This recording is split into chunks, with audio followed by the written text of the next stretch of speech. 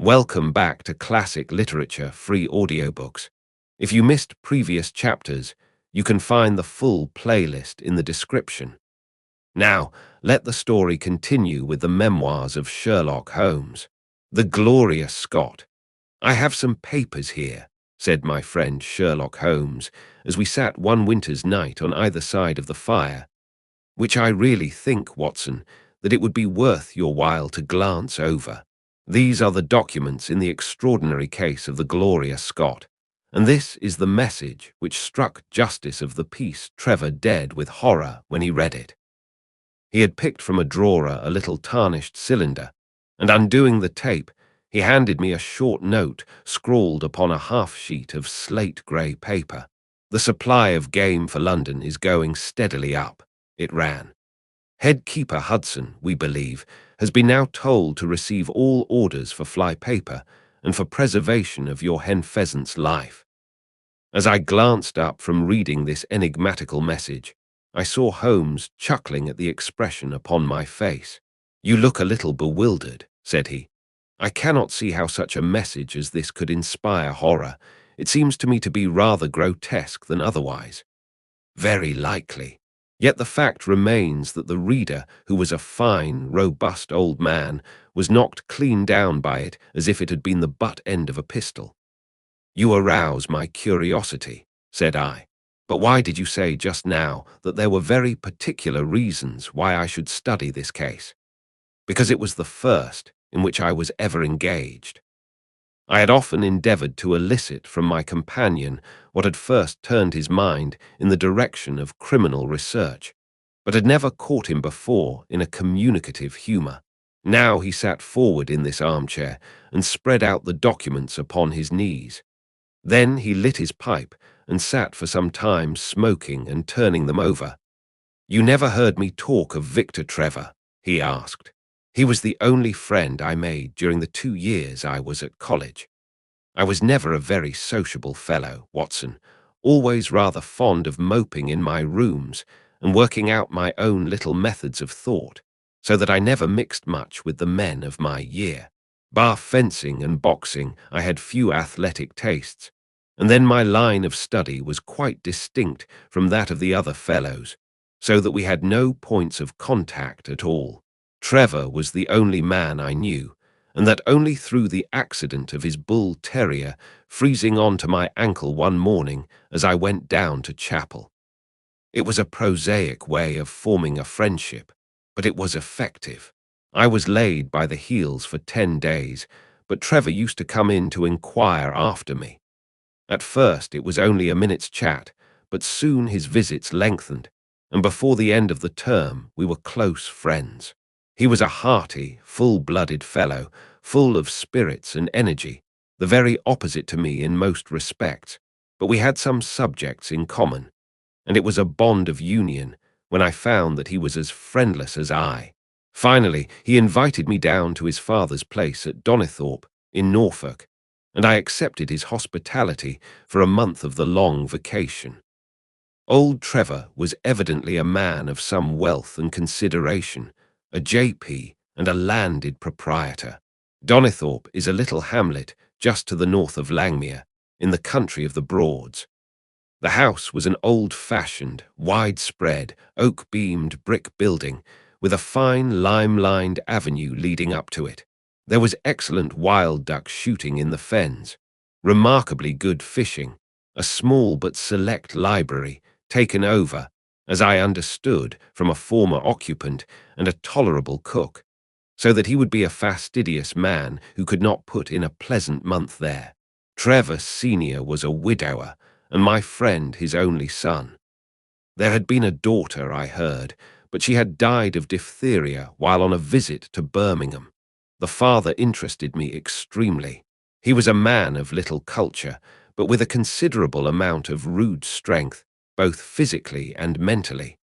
He knew hardly any books, but he had travelled far, had seen much of the world, and had remembered all that he had learned.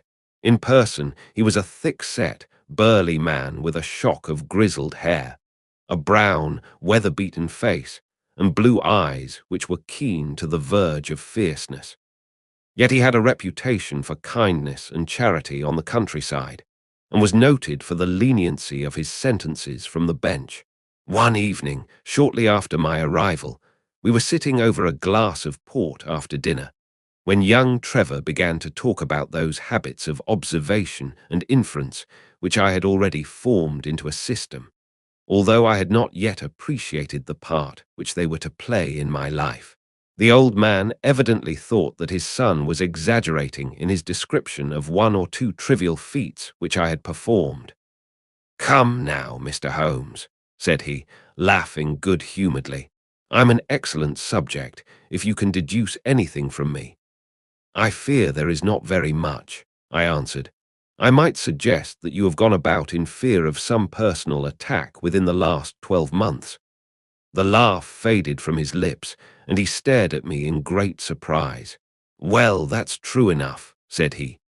"You know, Victor," turning to his son, "when we broke up that poaching gang, they swore to knife us, and Sir Edward Holly has actually been attacked.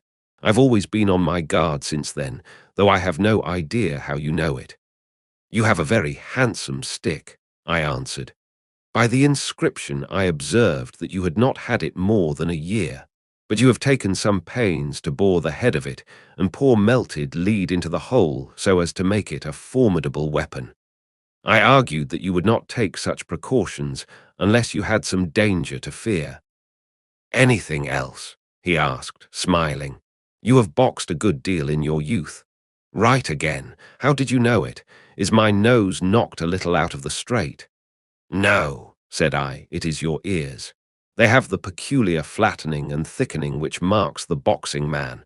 "Anything else?" "You have done a good deal of digging by your callosities. Made all my money at the gold fields. You have been in New Zealand." "Right again. You have visited Japan." "Quite true. And you have been most intimately associated with someone whose initials were J. A, and whom you afterwards were eager to entirely forget." Mr. Trevor stood slowly up, fixed his large blue eyes upon me with a strange, wild stare, and then pitched forward, with his face among the nutshells which strewed the cloth, in a dead faint. You can imagine, Watson, how shocked both his son and I were. His attack did not last long, however, for when we undid his collar and sprinkled the water from one of the finger glasses over his face, he gave a gasp or two and sat up. "Ah, boys," said he, forcing a smile, "I hope I haven't frightened you. Strong as I look, there is a weak place in my heart, and it does not take much to knock me over. I don't know how you manage this, Mr. Holmes, but it seems to me that all the detectives of fact and of fancy would be children in your hands. That's your line of life, sir, and you may take the word of a man who has seen something of the world." And that recommendation, with the exaggerated estimate of my ability with which he prefaced it, was, if you will believe me, Watson, the very first thing which ever made me feel that a profession might be made out of what had up to that time been the merest hobby. At the moment, however, I was too much concerned at the sudden illness of my host to think of anything else. "I hope that I have said nothing to pain you," said I. "Well, you certainly touched upon rather a tender point. Might I ask how you know, and how much you know?" He spoke now in a half-jesting fashion, but a look of terror still lurked at the back of his eyes. "It is simplicity itself," said I. "When you bared your arm to draw that fish into the boat, I saw that J.A. had been tattooed in the bend of the elbow. The letters were still legible, but it was perfectly clear from their blurred appearance, and from the staining of the skin round them, that efforts had been made to obliterate them. It was obvious, then, that those initials had once been very familiar to you, and that you had afterwards wished to forget them." "What an eye you have!" he cried, with a sigh of relief. "It is just as you say, but we won't talk of it. Of all ghosts, the ghosts of our old lovers are the worst. Come into the billiard-room and have a quiet cigar." From that day, amid all his cordiality, there was always a touch of suspicion in Mr. Trevor's manner towards me. Even his son remarked it. "You've given the governor such a turn," said he, that he'll never be sure again of what you know and what you don't know. He did not mean to show it, I am sure, but it was so strongly in his mind that it peeped out at every action. At last I became so convinced that I was causing him uneasiness that I drew my visit to a close. On the very day, however, before I left, an incident occurred which proved in the sequel to be of importance. We were sitting out upon the lawn on garden chairs, the three of us, basking in the sun and admiring the view across the Broads, when a maid came out to say that there was a man at the door who wanted to see Mr. Trevor. "What is his name?" asked my host. "He would not give any." "What does he want then?" "He says that you know him and that he only wants a moment's conversation." "Show him round here." An instant afterwards there appeared a little wizened fellow with a cringing manner and a shambling style of walking. He wore an open jacket, with a splotch of tar on the sleeve, a red and black check shirt, dungaree trousers, and heavy boots badly worn.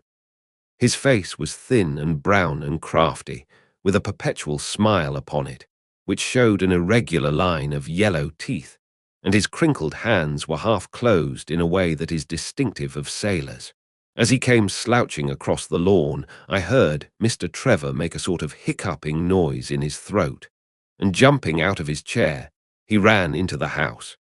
He was back in a moment, and I smelt a strong reek of brandy as he passed me. "Well, my man," said he, "what can I do for you?" The sailor stood looking at him with puckered eyes and with the same loose-lipped smile upon his face. "You don't know me?" he asked. "Why, dear me, it is surely Hudson," said Mr. Trevor in a tone of surprise. "Hudson it is, sir," said the seaman. "Why, it's 30 year and more since I saw you last. Here you are in your house, and me still picking my salt meat out of the harness cask." "Tut! You will find that I have not forgotten old times," cried Mr. Trevor, and walking towards the sailor, he said something in a low voice. "Go into the kitchen," he continued out loud, "and you will get food and drink. I have no doubt that I shall find you a situation." "Thank you, sir," said the seaman, touching his forelock. "I'm just off a 2-yearer in an 8-knot tramp, short-handed at that, and I wants a rest. I thought I'd get it either with Mr. Beddoes or with you." "Ah," cried Trevor, "you know where Mr. Beddoes is?" "Bless you, sir, I know where all my old friends are," said the fellow with a sinister smile, and he slouched off after the maid to the kitchen. Mr. Trevor mumbled something to us about having been shipmate with the man when he was going back to the diggings, and then, leaving us on the lawn, he went indoors. An hour later, when we entered the house, we found him stretched dead drunk upon the dining-room sofa. The whole incident left a most ugly impression upon my mind, and I was not sorry next day to leave Donnithorpe behind me, for I felt that my presence must be a source of embarrassment to my friend. All this occurred during the first month of the long vacation. I went up to my London rooms, where I spent 7 weeks working out a few experiments in organic chemistry. One day, however, when the autumn was far advanced and the vacation drawing to a close, I received a telegram from my friend imploring me to return to Donnithorpe and saying that he was in great need of my advice and assistance. Of course, I dropped everything and set out for the north once more. He met me with the dog cart at the station, and I saw at a glance that the last 2 months had been very trying ones for him. He had grown thin and careworn, and had lost the loud, cheery manner for which he had been remarkable. "The governor is dying," were the first words he said. "Impossible," I cried. "What is the matter?" "Apoplexy. Nervous shock. He's been on the verge all day. I doubt if we shall find him alive." I was, as you may think, Watson, horrified at this unexpected news. "What has caused it?" I asked. "Ah, that is the point. Jump in and we can talk it over while we drive. You remember that fellow who came upon the evening before you left us?" "Perfectly." "Do you know who it was that we let into the house that day?" "I have no idea." "It was the devil, Holmes," he cried. I stared at him in astonishment. Yes, it was the devil himself. We have not had a peaceful hour since, not one. The governor has never held up his head from that evening, and now the life has been crushed out of him and his heart broken, all through this accursed Hudson. What power had he then? Ah, that is what I would give so much to know. The kindly, charitable, good old governor. How could he have fallen into the clutches of such a ruffian? But I am so glad that you have come, Holmes. I trust very much to your judgment and discretion, and I know that you will advise me for the best. We were dashing along the smooth, white country road, with the long stretch of the Broads in front of us glimmering in the red light of the setting sun. From a grove upon our left, I could already see the high chimneys and the flagstaff which marked the squire's dwelling. "My father made the fellow gardener," said my companion, and then, as that did not satisfy him, he was promoted to be butler. The house seemed to be at his mercy, and he wandered about and did what he chose in it. The maids complained of his drunken habits and his vile language. The dad raised their wages all round to recompense them for the annoyance. The fellow would take the boat and my father's best gun and treat himself to little shooting trips. And all this with such a sneering, leering, insolent face that I would have knocked him down 20 times over if he had been a man of my own age. I tell you, Holmes, I have had to keep a tight hold upon myself all this time, and now I am asking myself whether, if I had let myself go a little more, I might not have been a wiser man. Well, matters went from bad to worse with us, and this animal Hudson became more and more intrusive, until at last, on making some insolent reply to my father in my presence one day, I took him by the shoulders and turned him out of the room. He slunk away with a livid face and 2 venomous eyes, which uttered more threats than his tongue could do. I don't know what passed between the poor dad and him after that, but the dad came to me next day and asked me whether I would mind apologizing to Hudson. I refused, as you can imagine, and asked my father how he could allow such a wretch to take such liberties with himself and his household. "Ah, my boy," said he, "it is all very well to talk, but you don't know how I am placed. But you shall know, Victor. I'll see that you shall know, come what may. You wouldn't believe harm of your poor old father, would you, lad?" He was very much moved, and shut himself up in the study all day, where I could see through the window that he was writing busily. That evening there came what seemed to me to be a grand release, for Hudson told us that he was going to leave us. He walked into the dining room as we sat after dinner, and announced his intention in the thick voice of a half-drunken man. "I've had enough of Norfolk," said he. "I'll run down to Mr. Beddoes in Hampshire. He'll be as glad to see me as you were, I dare say." "You're not going away in an unkind spirit, Hudson, I hope," said my father, with a tameness which made my blood boil. "I've not had my apology," said he sulkily, glancing in my direction. "Victor, you will acknowledge that you have used this worthy fellow rather roughly," said the dad, turning to me. "On the contrary, I think that we have both shown extraordinary patience towards him," I answered. "Oh, you do you?" he snarls. "Very good, mate.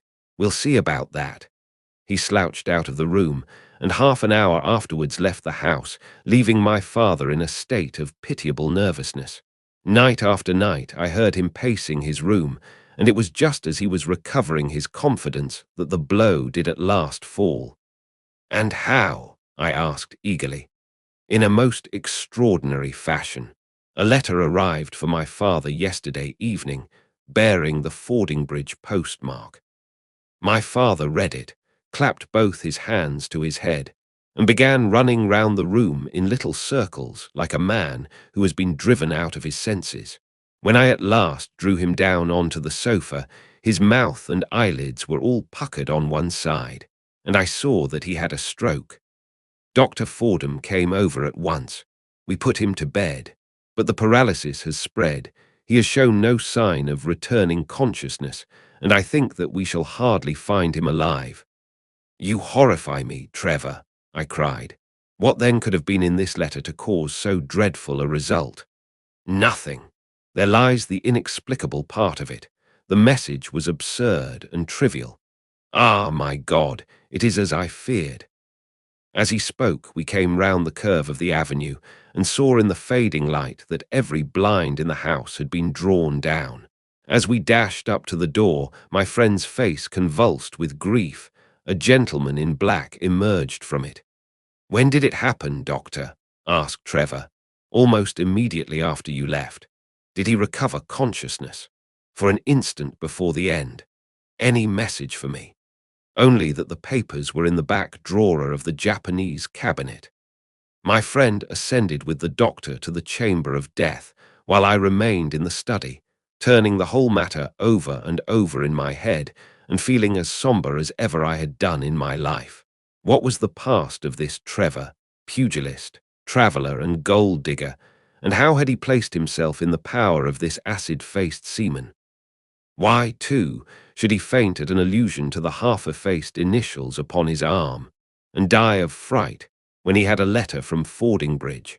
Then I remembered that Fordingbridge was in Hampshire, and that this Mr. Beddoes, whom the seaman had gone to visit and presumably to blackmail, had also been mentioned as living in Hampshire.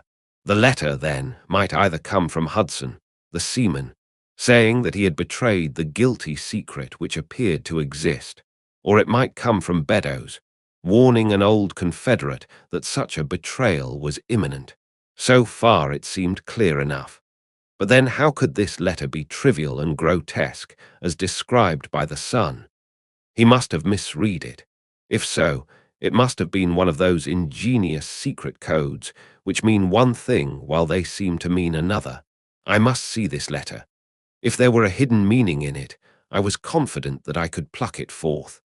For an hour I sat pondering over it in the gloom, until at last a weeping maid brought in a lamp, and close at her heels came my friend Trevor, pale but composed, with these very papers which lie upon my knee held in his grasp.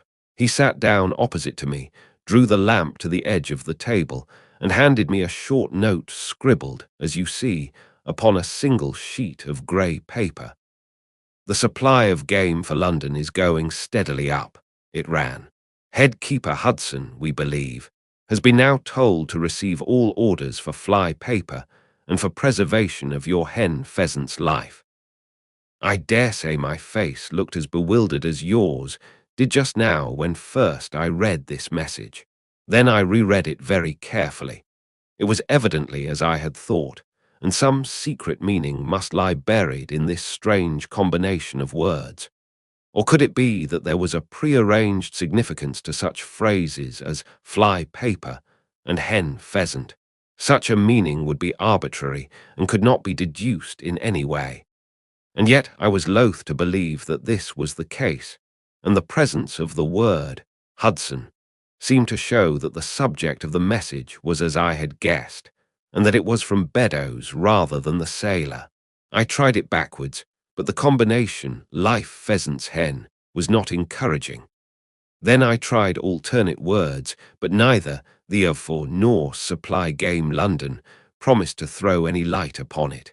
And then in an instant the key of the riddle was in my hands, and I saw that every third word, beginning with the first, would give a message which might well drive old Trevor to despair. It was short and terse, the warning, as I now read it to my companion. "The game is up. Hudson has told all. Fly for your life." Victor Trevor sank his face into his shaking hands. "It must be that, I suppose," said he. "This is worse than death, for it means disgrace as well. But what is the meaning of these head keepers and hen pheasants?"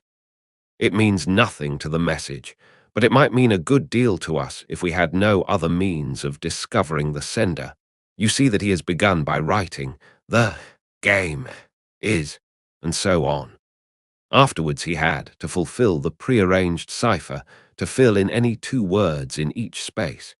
He would naturally use the first words which came to his mind, and if there were so many which referred to sport among them, you may be tolerably sure that he is either an ardent shot or interested in breeding. Do you know anything of this Beddoes?" "Why, now that you mention it," said he. "I remember that my poor father used to have an invitation from him to shoot over his preserves every autumn." "Then it is undoubtedly from him that the note comes," said I. "It only remains for us to find out what this secret was which the sailor Hudson seems to have held over the heads of these two wealthy and respected men." "Alas, Holmes, I fear that it is one of sin and shame," cried my friend. "But from you I shall have no secrets.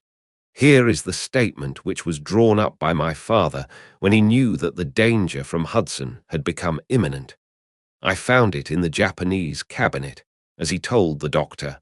Take it and read it to me, for I have neither the strength nor the courage to do it myself. These are the very papers, Watson, which he handed to me, and I will read them to you, as I read them in the old study that night to him. They are endorsed outside, as you see. Some particulars of the voyage of the bark Gloria Scott, from her leaving Falmouth on the 8th October, 1855, to her destruction in Enlat. 15020, W. Long. 25014, on Nov. 6th. It is in the form of a letter, and runs in this way. My dear, dear son, now that approaching disgrace begins to darken the closing years of my life, I can write with all truth and honesty that it is not the terror of the law, it is not the loss of my position in the county, nor is it my fall in the eyes of all who have known me, which cuts me to the heart, but it is the thought that you should come to blush for me, you who love me, and who have seldom, I hope, had reason to do other than respect me. But if the blow falls which is forever hanging over me, then I should wish you to read this, that you may know straight from me how far I have been to blame.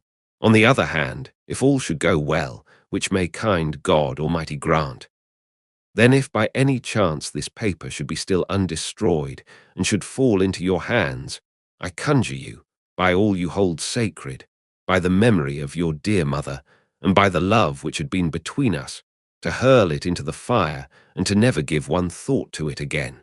If then your eye goes on to read this line, I know that I shall already have been exposed and dragged from my home, or as is more likely, for you know that my heart is weak, by lying with my tongue sealed forever in death.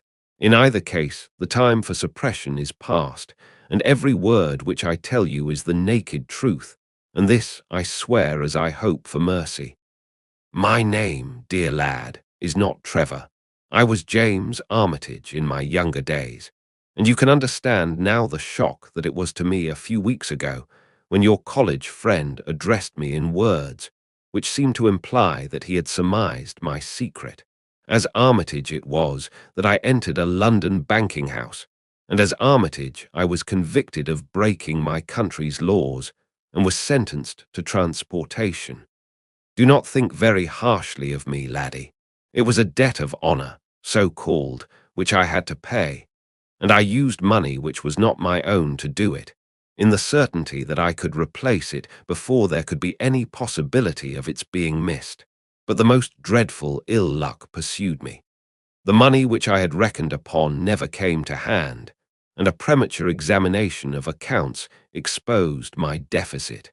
The case might have been dealt leniently with, but the laws were more harshly administered 30 years ago than now, and on my 23rd birthday I found myself chained as a felon with 37 other convicts in 'tween decks of the bark Gloria Scott, bound for Australia. It was the year 55 when the Crimean War was at its height, and the old convict ships had been largely used as transports in the Black Sea. The government was compelled, therefore, to use smaller and less suitable vessels for sending out their prisoners. The Gloria Scott had been in the Chinese tea trade, but she was an old-fashioned, heavy-bowed, broad-beamed craft, and the new clippers had cut her out.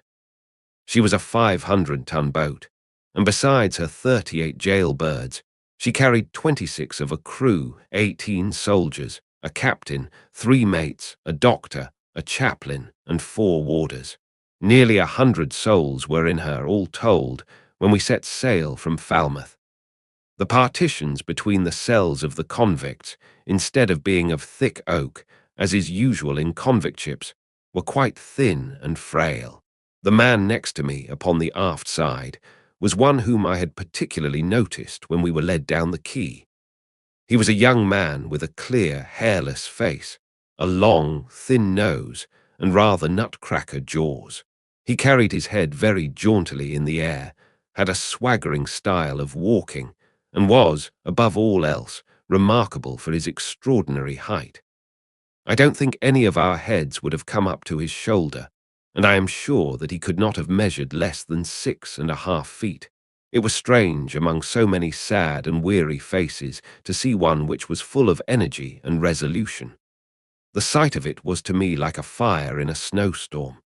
I was glad, then, to find that he was my neighbour, and gladder still when, in the dead of the night, I heard a whisper close to my ear, and found that he had managed to cut an opening in the board which separated us. "Hallo, chummy," said he, "what's your name and what are you here for?" I answered him and asked in turn who I was talking with. "I'm Jack Prendergast," said he, "and by God, you'll learn to bless my name before you've done with me." I remembered hearing of his case, for it was one which had made an immense sensation throughout the country some time before my own arrest.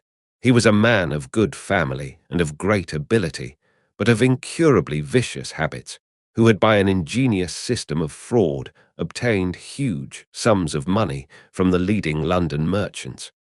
"Ha, ha! You remember my case," said he proudly.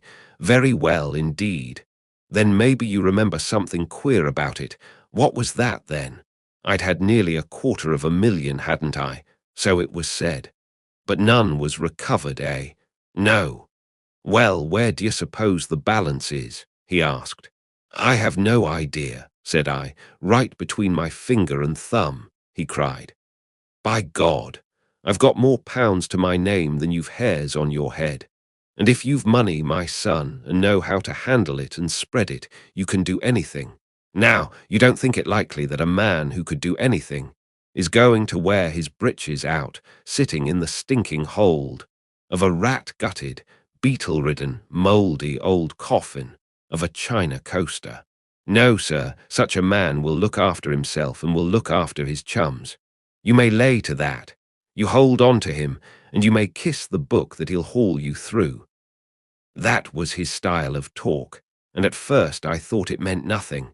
But after a while, when he had tested me and sworn me in with all possible solemnity, he let me understand that there really was a plot to gain command of the vessel. A dozen of the prisoners had hatched it before they came aboard. Prendergast was the leader, and his money was the motive power. "I'd a partner," said he, "a rare good man, as true as a stock to a barrel. He's got the dibs, he has, and where do you think he is at this moment? Why, he's the chaplain of this ship, the chaplain, no less. He came aboard with a black coat and his papers right, and money enough in his box to buy the thing right up from keel to main truck. The crew are his, body and soul. He could buy 'em at so much a gross with a cash discount, and he did it before ever they signed on. He's got two of the warders and Mercer, the second mate, and he'd get the captain himself if he thought him worth it." "What are we to do, then?" I asked. "What do you think?" said he. "We'll make the coats of some of these soldiers redder than ever the tailor did." "But they are armed," said I, "and so shall we be, my boy. There's a brace of pistols for every mother's son of us, and if we can't carry this ship, with the crew at our back, it's time we were all sent to a young Mrs. boarding school. You speak to your mate upon the left tonight, and see if he is to be trusted."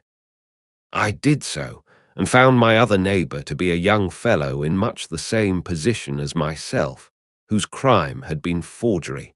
His name was Evans, but he afterwards changed it, like myself, and he is now a rich and prosperous man in the south of England.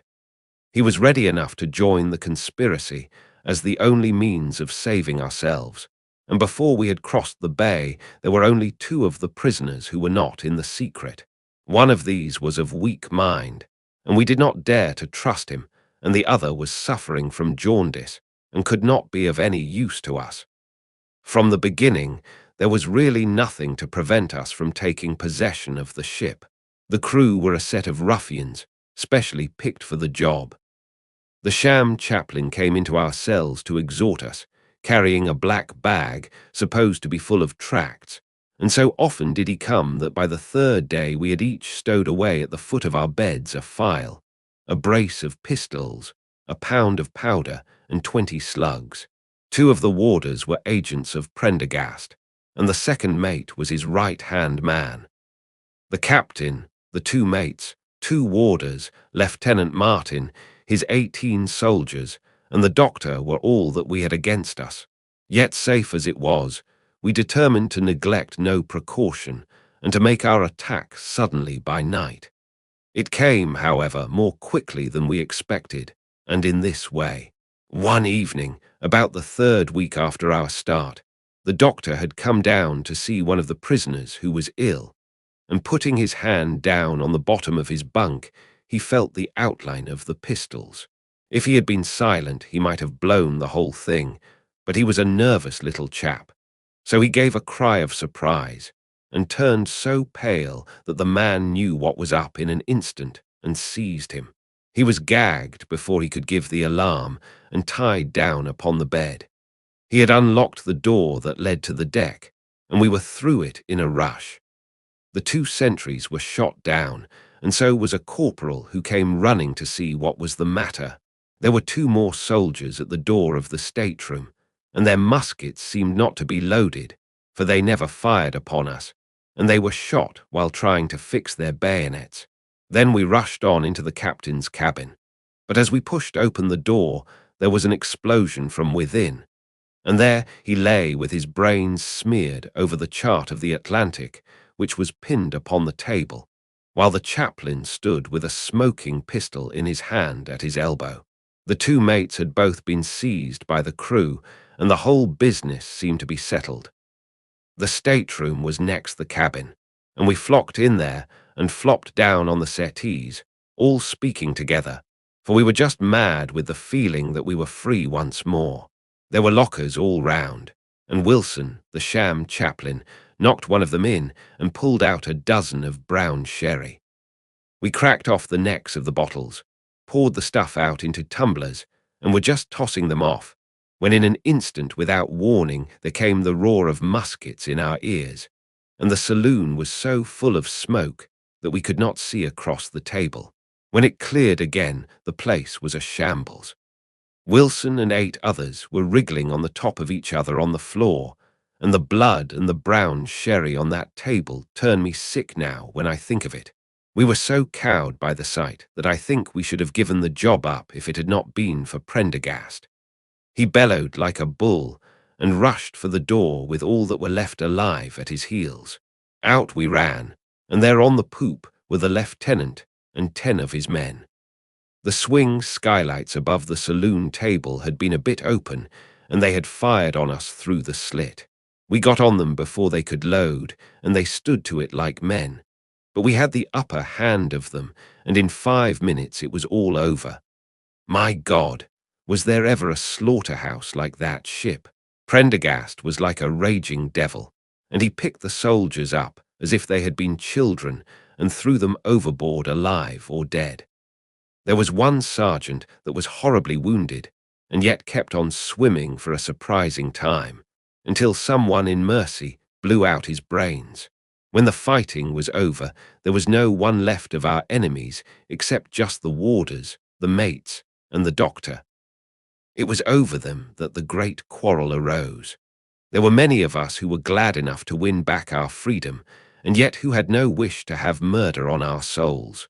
It was one thing to knock the soldiers over with their muskets in their hands, and it was another to stand by while men were being killed in cold blood. 8 of us, 5 convicts and 3 sailors, said that we would not see it done, but there was no moving Prendergast and those who were with him. Our only chance of safety lay in making a clean job of it, said he, and he would not leave a tongue with power to wag in a witness box. It nearly came to our sharing the fate of the prisoners, but at last he said that if we wished, we might take a boat and go. We jumped at the offer, for we were already sick of these bloodthirsty doings, and we saw that there would be worse before it was done.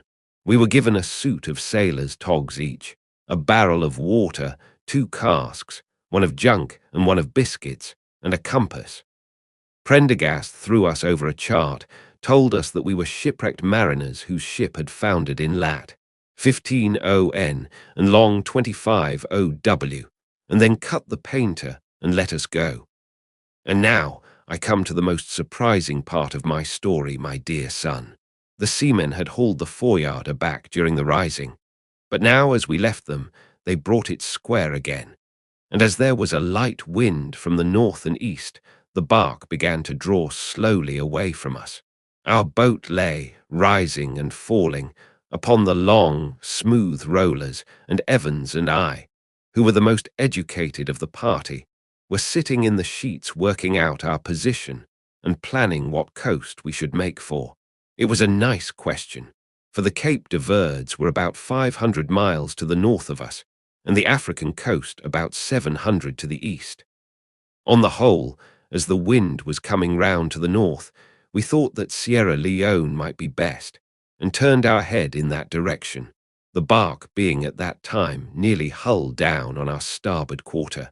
Suddenly, as we looked at her, we saw a dense black cloud of smoke shoot up from her, which hung like a monstrous tree upon the sky line.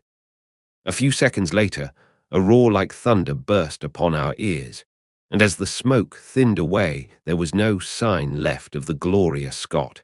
In an instant, we swept the boat's head round again, and pulled with all our strength for the place where the haze, still trailing over the water, marked the scene of this catastrophe. It was a long hour before we reached it, and at first we feared that we had come too late to save anyone. A splintered boat, and a number of crates and fragments of spars rising and falling on the waves, showed us where the vessel had foundered, but there was no sign of life, and we had turned away in despair when we heard a cry for help, and saw at some distance a piece of wreckage with a man lying stretched across it. When we pulled him aboard the boat, he proved to be a young seaman of the name of Hudson, who was so burned and exhausted that he could give us no account of what had happened until the following morning. It seemed that after we had left, Prendergast and his gang had proceeded to put to death the 5 remaining prisoners. The 2 warders had been shot and thrown overboard, and so also had the 3rd mate. Prendergast then descended into the 'tweendecks and with his own hands cut the throat of the unfortunate surgeon. There only remained the 1st mate, who was a bold and active man. When he saw the convict approaching him with the bloody knife in his hand, he kicked off his bonds, which he had somehow contrived to loosen, and rushing down the deck, he plunged into the after hold. A dozen convicts, who descended with their pistols in search of him, found him with a matchbox in his hand, seated beside an open powder barrel, which was one of 100 carried on board, and swearing that he would blow all hands up if he were in any way molested. An instant later the explosion occurred, though Hudson thought it was caused by the misdirected bullet of one of the convicts rather than the mate's match. Be the cause what it may, it was the end of the glorious Scot, and of the rabble who held command of her. Such, in a few words, my dear boy, is the history of this terrible business in which I was involved. Next day we were picked up by the brig Hotspur, bound for Australia, whose captain found no difficulty in believing that we were the survivors of a passenger ship which had foundered. The transport ship Glorious Scot was set down by the Admiralty as being lost at sea, and no word has ever leaked out as to her true fate. After an excellent voyage, the Hotspur landed us at Sydney, where Evans and I changed our names and made our way to the diggings, where, among the crowds who were gathered from all nations, we had no difficulty in losing our former identities. The rest I need not relate. We prospered, we travelled, we came back as rich colonials to England, and we bought country estates. For more than 20 years we have led peaceful and useful lives, and we hoped that our past was forever buried. Imagine, then, my feelings when in the seaman who came to us, I recognized instantly the man who had been picked off the wreck. He had tracked us down somehow, and had set himself to live upon our fears. You will understand now how it was that I strove to keep the peace with him, and you will in some measure sympathize with me in the fears which fill me, now that he has gone from me to his other victim with threats upon his tongue. Underneath is written in a hand so shaky as to be hardly legible. Beddoes writes in cipher to say H. Has told all, sweet Lord, have mercy on our souls. That was the narrative which I read that night to young Trevor, and I think, Watson, that under the circumstances it was a dramatic one. The good fellow was heartbroken at it, and went out to the Tarai tea planting, where I hear that he is doing well. As to the sailor and Beddoes, neither of them was ever heard of again after that day on which the letter of warning was written. They both disappeared utterly and completely.